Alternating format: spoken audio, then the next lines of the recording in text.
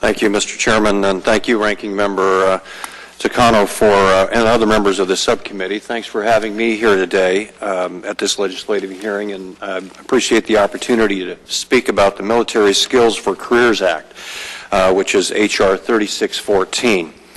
I introduced this legislation to help our veterans transition their military skills and expertise into long-term civilian jobs.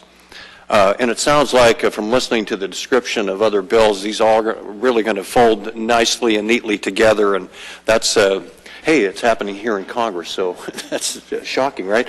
Also, there's Senate support for this bill, so that's exciting, too. The Senate and the House of Representatives actually working together.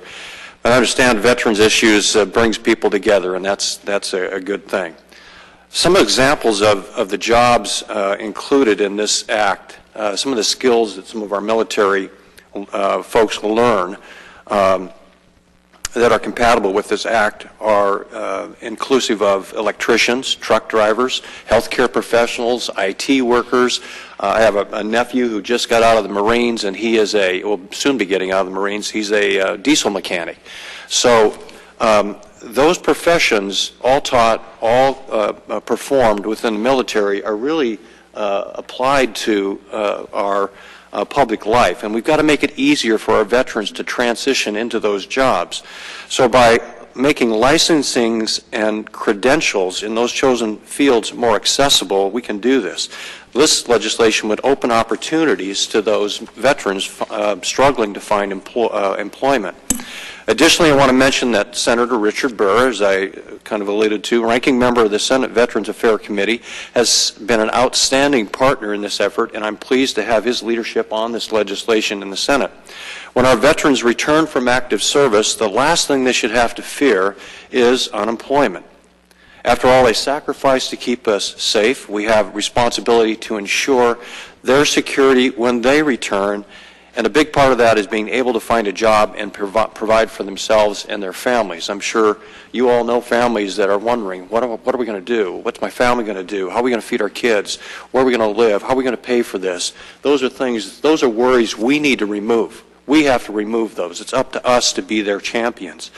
According to figures released last week by the United States Bureau of Labor Statistics, the unemployment rate for veterans who served on active duty since 9/11 was 9% in 2013. Although this represented a decline from 2012, newly separated veterans are still entering the toughest civilian labor market in a generation.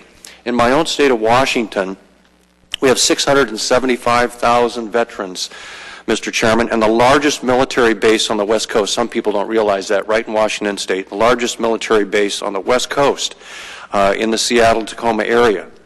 And over the next few years, the Joint Base Lewis McChord is set to discharge 6,000 troops per year.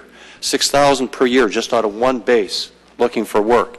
I want those troops to know that we have a bright future waiting for them, that we're working for them and they don't have to worry.